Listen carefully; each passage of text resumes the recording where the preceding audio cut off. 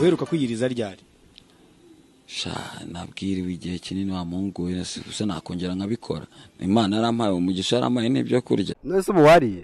Ntabwo nariye. Nose uko wanyweye utariye? Ni ikibazo. Ni ikibazo kandi ni ukuvuga ngo abantu baba baza baduha inzoga tutariye. Nta kindi. Ninde waziguhaye? Ninde abaturage.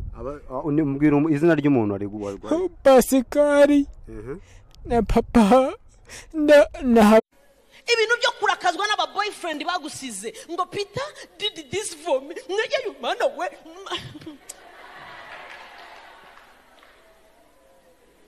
Peter did what?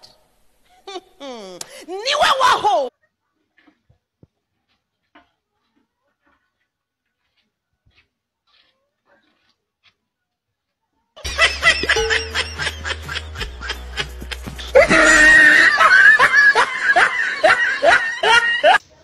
Oya shiri ntabwo naheze gahunda turi buhure nuko ndi mu mirimo yo mu rugo turi buhure kabisa umva ko nakugoba oya ahubwo ikintu cyanditse cyo ni kimwe ntabwo turi buhure imbere ya restaurant niyo ubushize nakubwiye turi imbere ya restaurant nsanga akoresheje commande nabihinduye none uyu munsi turahura kuri Simerwa kuri Simerwa ari naho hafi no ushobora naho akoresha commande